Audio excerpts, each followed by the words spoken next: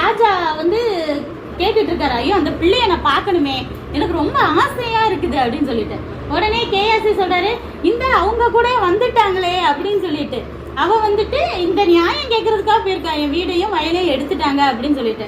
உடனே ராஜா சொல்றாரு, நீ இந்த ஊரை விட்டு போனதுல இருந்து எத்தனை 7 வருஷமா நீ அந்த வயல்ல என்ன சம்பாதிச்சிருப்பியோ அந்த பணத்தையும் நான் கொடுக்க சொல்றேன், இழந்த பணத்தையும் கொடுக்க சொல்றேன், அந்த வயலு உன்னோட வீடையும் யாரு பிடிங்கி வச்சிருக்காங்களோ அதை திரும்ப கொடுக்க சொல்றேன் அப்படின்னு சொல்லிட்டு. அவளுக்கு எவ்வளவு சந்தோஷமா இருக்கும். அவ வெறும் வீடும் வயலும் தான் கேட்க போனா 7 வருஷம் இழந்த பணத்தையும் சேர்த்து ராஜா கொடுக்குறேன்னு சொல்லிட்டாரு.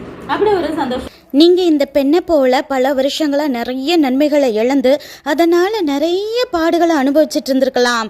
ஆனால் நம்ம ஜெபிக்கிறதுக்கும் வேண்டிக் கொள்கிறதுக்கும் அதிகமாக தருகிற இயேசு மகாராஜா இந்த வருஷத்திலே உங்கள் நியாயத்தை விசாரித்து நீங்கள் இழந்ததும் நியாயமாக உங்களுக்கு கிடைக்கிறது மட்டும் இல்லைங்க, கிருபையினால் உங்கள் பாடுகளே மறந்து போகத்தக்கதாக ஆசீர்வாதங்களை அள்ளி அள்ளி தந்து இந்த வருஷத்திலே உங்களை சந்தோஷத்தினால திக்குமுக்காட செய்வாராக. வாழ்த்துக்கள். நன்றி.